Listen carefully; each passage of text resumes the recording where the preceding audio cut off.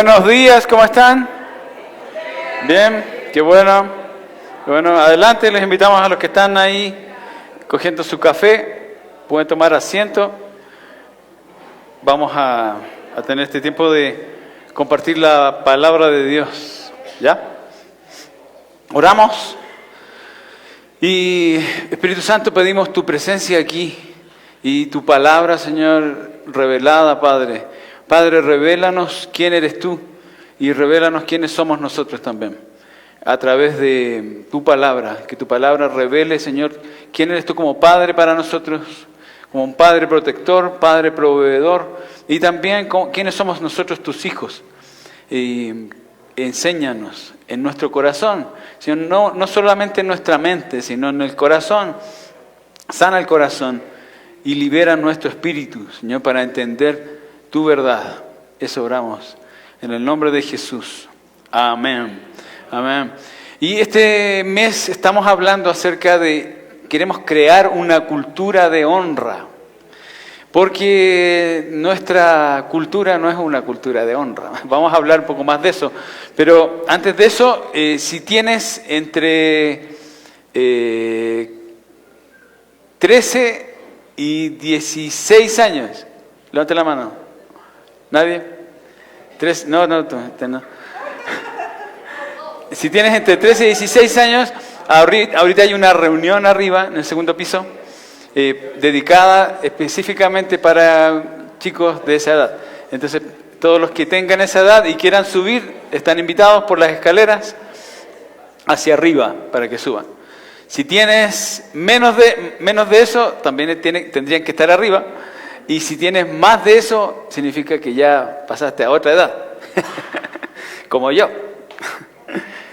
Hoy día, como decía Erika, que pasó recién, tenemos lo que llamamos la fiesta de bienvenida, porque a la hora de almuerzo les invitamos a las personas que nos han estado visitando por algún tiempo a compartir. Queremos conocer a las personas, no queremos que vengas y seas como uno del montón nomás, sino que queremos crear una cultura de inclusión. Eso es algo que vamos a hablar un poco más adelante, una cultura de inclusión. ¿Qué significa eso? Que somos una gran familia y que las personas pueden sentirse amadas y no somos un círculo cerrado. Los círculos cerrados no permiten que otras personas entren, pero nosotros somos un círculo abierto. Jesús tenía círculos abiertos. No era como mis discípulos y nadie más. Más bien, la misión que le dio a los discípulos es incluyan más gente. Y para eso uno tiene que cambiar su forma de pensar. Porque generalmente uno piensa como mis amigos, yo y nadie más. ¿Cierto? Pero hay muchas personas que son diferentes a nosotros. Diferentes en edad, diferentes en cultura, diferentes en forma de pensar, en crianza. Tantas diferencias, pero Jesús lo que vino a hacer es a incluir a todos. La Biblia dice que de todas las naciones, los chilenos incluidos también. A pesar de ser chileno, aquí estoy. Todos, los antipáticos como los chilenos. Los chilenos somos un poco antipáticos. Somos bien fríos, así. En cambio, las culturas de más arribita, más cerca del Ecuador, son todas más cálidas, así. Sí, son más fríos, los del sur somos más fríos. Todos están incluidos al reino de Dios, entonces justamente queremos crear una cultura de eso. Por eso les invitamos a saludar, se saludan a 5 personas, por lo menos 5 personas, para que nadie se sienta excluido. ¿Ya? Todos son incluidos, ¿sí? Jesús tenía esa cultura. Estamos hablando acerca de crear una cultura de honra, de honor. Y yo quiero partir por honrar varias personas hoy día. La primera es la siguiente imagen. Ellos son la familia González. Y me emociono, me voy a emocionar mucho hoy día, la verdad. Me voy a emocionar mucho porque son personas importantes para mí, han sido personas importantes para mí. Y Benny, que es el señor de gafas, así medio nice, así. Ahí le imité la gorrita, ¿cómo se dan cuenta? También es calvo. Y Benny es el que plantó esta iglesia, el que comenzó esta iglesia. Él venía de Kansas City, de la iglesia que ahorita nos apadrina. Más que padrino, somos un campus de ellos. Él vino con su familia cuando sus hijas Ashley tenía como 11 años, más o menos. Y Titi, que es la chica que está de gorrita, tenía como 5, 6 años. Ellos vinieron aquí sin saber hablar español, no sabían hablar español nada. Tanto así que en una ocasión Ashley se intoxicó y quisieron llamar a la ambulancia, pero no podían llamar a la ambulancia porque la ambulancia era en español. Y así que le tuvieron que pedir a un vecino que llamara a la ambulancia para que la atendiera a Ashley. Ashley estuvo la semana pasada aquí en Quito, la fuimos a saludar. Ella almorzó con otros, pero nosotros fuimos después del almuerzo a saludarle. Y tengo que honrarle porque ellos fueron de los que nosotros siempre hablamos, de los que se atreven, de los que se arriesgan, de los que se lanzan, de los que dan la vida. Los que dan la vida no son los que solamente van a morir, sino que los que entregan todo. Dejaron familia, dejaron una iglesia, dejaron comodidad, dejaron su cultura. Dejar la cultura no es cosa fácil, porque uno está acostumbrado a una forma de vivir, una forma de hablar, una forma de entenderse y llega a un mundo diferente. Eso es dar la vida, y ellos dieron la vida, literalmente dieron la vida por eso. Fue difícil porque esto del reino de Dios y servir a Dios es una batalla constante. Y cuando a veces bajas la guardia, el enemigo ataca con más poder. Pero tengo que darle valor porque cuando yo lo conocí a Benny, yo estaba muy roto. Yo estaba literalmente hecho pedazos por las cosas que había vivido. Y él me dio valor, me dio trabajo, me dio propósito. Dios, y yo por mis traumas y todas mis, visiones de la vida y por mis lentes así opacos, y no veía claro a veces. Uno le pasa eso, ¿no? Y muchas personas que son parte de la vida de uno, a veces uno los ve como distorsionadamente. Y yo pensé que Él me estaba usando a mí como para cumplir sus propósitos. Pero la verdad lo que estaba pasando es que Dios lo estaba usando a Él para que yo tuviera un propósito. Y más bien yo le honro por eso, porque Dios lo usó para darme un propósito, para recuperar un propósito que yo sentía que había perdido en ese tiempo. Tengo que honrar. Honra es valorar a las personas tal como Dios las valora. No como nosotros pensamos que deben ser valoradas, sino como realmente son. Porque Dios valora a cada persona, ¿no? Vamos a volver a nuestro tema, porque estamos hablando de honra. Y la semana pasada leímos Mateo 10, ¿no? Y Jesús había enviado a los 70, yo no sé si han escuchado de esta historia, pero Jesús les dice a los 70, que eran como el grupo de trabajo que tenía Jesús. Habían los 12 discípulos, pero después había otro grupo de 70, que no conocemos bien quiénes eran, pero eran los que hacían las cosas. Los discípulos eran los más cercanos, los que aprendían de Él y que multiplicaban en los 70. Les envía y les dice, vayan, sanen enfermos, liberen demonios, vayan a hacer lo mismo que hago yo. Básicamente eso les dice, ¿no?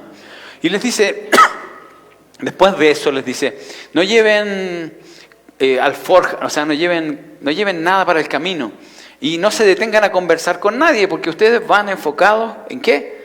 En la misión que yo les doy. Pero no les deja así, porque eso es lo bueno de Dios. Porque cuando te manda a hacer algo, Él te defiende. Él te da una recompensa. Siempre hay una recompensa cuando tú sirves a Dios. Siempre hay una recompensa. Entonces, ¿se acuerdan que el mes pasado estuvimos hablando acerca del llamado y el propósito? El propósito y el llamado no vienen sin recompensa. A veces nosotros pensamos que yo le sirvo a Dios, pero Dios no me va a dar nada a cambio. Pero la verdad es que sí. Lo que te va a dar primero es honra. Mira, y justamente eso es lo que estamos hablando. Que en Mateo 10, el versículo 40, leímos la semana pasada lo siguiente. Dice, quien los recibe a ustedes, me recibe a mí.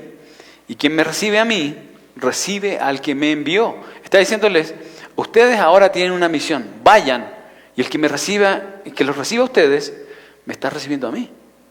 Ustedes no van solos, van en mi nombre. Cuando Jesús dice, en mi nombre echarán fuera demonios, le está diciendo, ustedes van enviados por mí, no van por cualquiera. Yo los respaldo. ¿Se dan cuenta? Y les dice, y el que me recibe a mí, recibe al Padre, recibe al que me envió. Es decir, cada vez que tú cumples la misión de Dios, que cumples el propósito de Dios, vas respaldado por el Padre, por el Hijo y con el Espíritu Santo dentro de ti. No vas solo.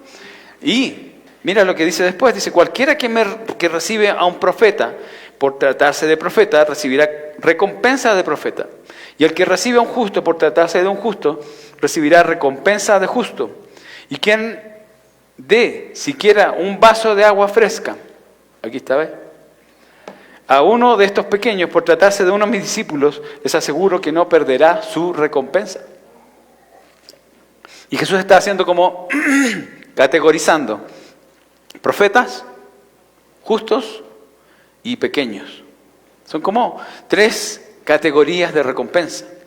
El profeta se refiere a los líderes, autoridades, justos como al igual a ti, al que es como tu compañero, que camina contigo, y a los pequeños, los que están bajo nosotros. La honra es para todos.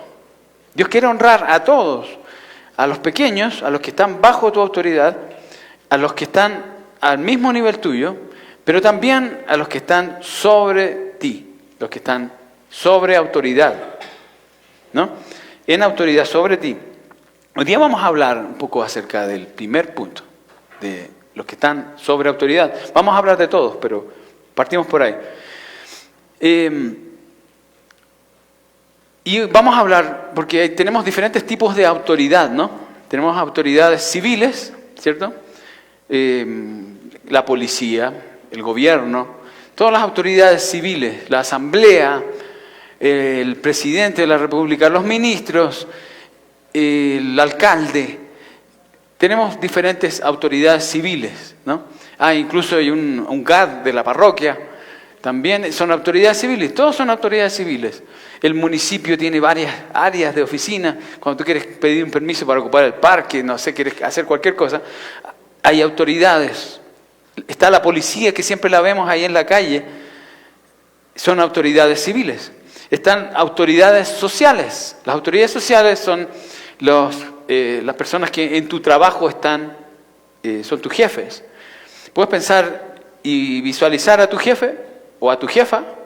Ellos son tus autoridades sociales, ¿no? Y autoridades familiares. En la familia también hay un orden. También hay cabeza de hogar y también hay liderazgo dentro de la familia. Más bien, la familia es la base de la sociedad.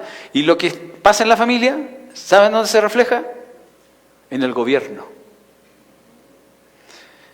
¿Cómo está nuestro gobierno? Es como está nuestra familia. Pilas con eso. Y las autoridades eclesiales, es decir, las autoridades que hay dentro de la iglesia. ¿Cómo funciona esto? Vamos a hablar de cada una de estas. Cada recompensa está asociada al nivel en que las autoridades están. Es decir, si nosotros honramos a nuestras autoridades, vamos a recibir recompensa de líderes. La recompensa de los líderes, generalmente, los líderes son los que pagan el precio. Por responsabilidad, son los que reciben más, porque son visibles, o por lo que hacen o lo dejan de hacer, reciben mayor paga, tanto buena paga o mala paga. ¿Cierto? Les cae más duro el peso porque tienen más responsabilidad. Si tú honras el liderazgo, si honras a la autoridad de la casa, la autoridad social, la autoridad civil, vas a tener mayor recompensa.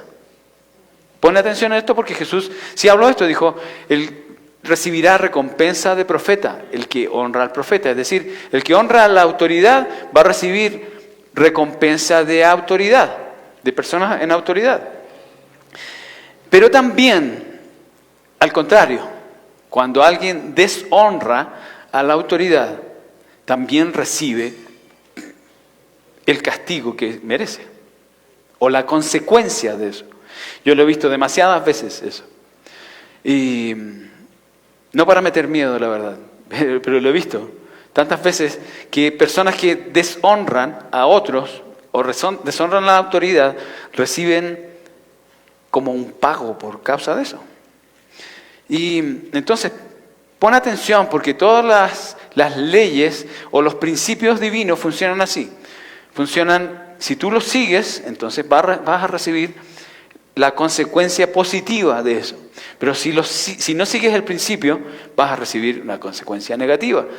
Todas las leyes, la ley de gravedad, y no me acuerdo otra ley. Autoridades civiles, entonces, vamos a hablar de las autoridades civiles. Aquí tenemos algunas autoridades civiles. Yo nací y crecí con el gobierno de Augusto Pinochet Ugarte, se llamaba. Él fue un dictador, históricamente se le conoce como un dictador en Chile. El gobierno militar comenzó en 1973 y yo nací en 1972, fines del 72. Entonces toda mi vida fue dentro de esta dictadura. Y los chilenos de mi generación aprendimos a ser rebeldes. Aprendimos lo que significa ser rebeldes. Pero no podíamos expresar esa rebelión, porque había mucha represión. Había una policía, habían dos policías, la DINA primero se llamó y después se llamó la CNI, que era la que investigaba si tú estabas como yendo en contra del gobierno.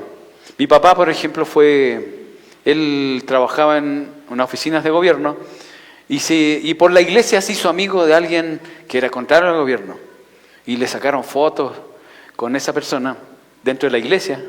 Yo no sé quién se metió y sacó fotos. y a él le cerraron las puertas de trabajo. Por 6 años no encontró trabajo en ninguna parte del país. Y entonces había como mucha represión y nosotros aprendimos a reírnos de la vida, a pesar de la represión que había, ¿no? Y por eso los chilenos de mi generación son bien irónicos así. Se ríen de todo y de todo mundo. El bullying así es como natural. Porque era como la forma de sacar como el sentido de injusticia, ¿no? Pero en esa búsqueda de libertad, no solamente de vida, sino de pensamiento también, porque no podías pensar diferente. Nosotros aprendimos a honrar a la autoridad, pero no de corazón. Porque claro, en la escuela nos hacían cantar los himnos a la patria, nos hacían... habían fotos de Pinochet por todos lados y nosotros teníamos que honrar. Y lo hacíamos, claro. Pero había algo interiormente que nos decía como la autoridad no piensa en nosotros.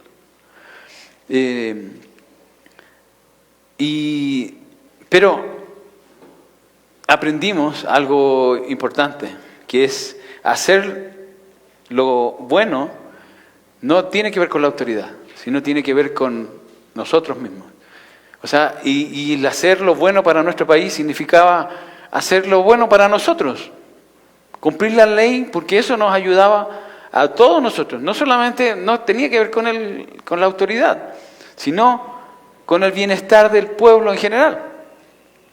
A seguir las normas de convivencia, ¿no? Eso aprendimos. Aunque el gobierno estuviera bien en algunas cosas y mal en otras, porque así pasa con todos los gobiernos. Hay gobiernos que pareciera que están totalmente mal, pero a veces están bien en algunas cosas. Tienen buenas intenciones con algunas cosas. Y entonces, los quiero llevar a esto porque la Biblia dice, en Romanos 13, vamos a leer esto ahorita, dice, todos deben someterse a las autoridades públicas, pues no hay autoridad que Dios no haya dispuesto. Así que las que existen fueron establecidas por Él. Pon atención en esto. Todas las autoridades públicas, o sea, civiles, fueron puestas por Dios. Son establecidas por Dios. Si tú piensas, empieza a pensar en cualquier autoridad que tú hayas, civil que hayamos tenido. Cualquiera de los presidentes del Ecuador. Yamil Maguad, de los antiguos, ¿no? Bucaram, el presidente Bucaram. Rafael Correa. Lazo. Noboa. Empieza a pensar en todo. ¿Qué dice la Biblia? ¿Qué dice Romanos 13? ¿Por quién fueron establecidas? Por Dios fueron establecidas. Pero tú dices, pero las elegimos democráticamente. Pero ¿sabes quién estableció que ellos estuvieran en el gobierno? Dios. Yo sé que hay algunos venezolanos aquí. Piensen también en su gobierno. El gobierno que tienen ahora, ¿por quién fue establecido? Por Dios. ¿Ok? Pero aquí hay varias cosas de las que hay que hablar. Dios es el que da y quita autoridad. Dios es el que establece y que quita de un puesto a alguien. Dios tiene el poder para hacerlo. La forma de actuar de estos gobiernos, de las autoridades civiles, ya depende de ellos. Y ellos van a pagar las consecuencias de su buen o mal actuar. ¿No? Dios los estableció. Y nosotros, dice la Biblia, que nosotros debemos honrar a las autoridades. ¿Cómo? Porque hay un cómo también. Dios establece autoridad, pero no la forma de actuar. Imagínate, Hitler fue establecido por Dios. ¿Y ahora? Dios establece la asamblea que nosotros tenemos. Dios estableció las autoridades civiles. Dios estableció estos policías que nosotros tenemos, los policías. Son autoridad sobre nosotros. Yo les quiero llevar un poquito al contexto de este pasaje. Este pasaje fue escrito cerca del año 40-50 después de Cristo, cuando Nerón gobernaba. Y les voy a contar un poquito acerca de quién era Nerón, porque me imagino que ustedes piensan en un señor gordito con una corona nomás, bueno, para comer y que quemó Roma. Pero hay un poco más acerca de la historia de Nerón. Nerón, él mandó a matar a su mamá. Y cuando él tenía un apego tan fuerte con la mamá, que dice la historia, lo que cuentan las historias alternas, que era más que su mamá, que había una relación de incesto entre la mamá y él. Pero él la mandó a matar, estaba como medio loco. Y cuando la mandó a matar, dicen que, incluso algunos comentan que estando el cadáver ahí, él realizó prácticas locas. No les voy a decir. Sí. Y dicen que él mandó también a matar a su esposa. Tenía una amante que le incitó finalmente, porque tenía como delirios de persecución.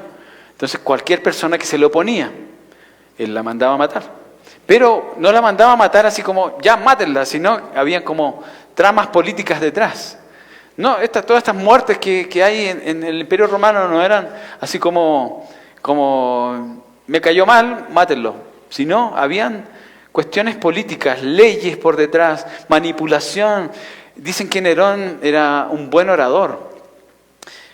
A veces la gente sigue a buena gente que habla muy bien, ¿no? Pero ¿y su vida? ¿Qué dice? Dicen que él salió un día a la calle y encontró a un muchacho que lo adoptó en su casa los primeros días. Y a él le gustó ese muchacho, a Nerón, y le cambió el sexo. Y se transformó en la esposa de Nerón, este chico. Nerón tenía problemas. Finalmente, lo que cuenta la historia es que Nerón mandó a quemar, o sea, él quemó la ciudad e incendió Roma y culpó a los cristianos. Nerón, dice que en el gobierno de Nerón murió Pedro y Pablo. Pablo fue decapitado, le cortaron la cabeza. Y Pedro fue crucificado al revés. Y Pablo es el que está escribiendo esto. Pablo está diciendo, toda autoridad fue establecida ¿por quién? Por Dios. Y mira lo que dice después. Dice, por lo tanto, todo el que se opone a la autoridad se rebela contra Dios, dice el versículo 2. Lo que Dios ha instituido, contra lo que Dios ha instituido. Los que así proceden recibirán castigo. Qué loco, Pablo, lo que está diciendo, porque imagínate el gobierno que tenía cuando él está escribiendo esto, el tipo de hombre que gobernaba cuando él está escribiendo esto. Él dice, respeten a la autoridad. ¿Por qué? Yo siempre me pregunto, yo nunca voy a tomar algo y decir, bueno, porque lo dijo, yo lo sigo. Yo siempre voy a pensar, ¿pero por qué? Perdón, pero sí siempre pienso, ¿por qué? ¿Cuál es la razón por qué Dios nos pide esto de personas que no están bien, están medio locos? Porque primero Dios es la primera autoridad. Dios es autoridad. Dios es la autoridad del universo, el Rey Supremo del universo. Y cuando piensas en Rey Supremo, no tienes que pensar en un presidente de la República, porque eso fue elegido democráticamente. Y en nuestro concepto de gobierno, somos todos iguales. Hay igualdad de derechos civiles, ¿cierto? Pero en un reino, no es así. Nosotros nunca hemos tenido un rey aquí en Ecuador. El rey de las menestras nomás. Son buenas, ¿no?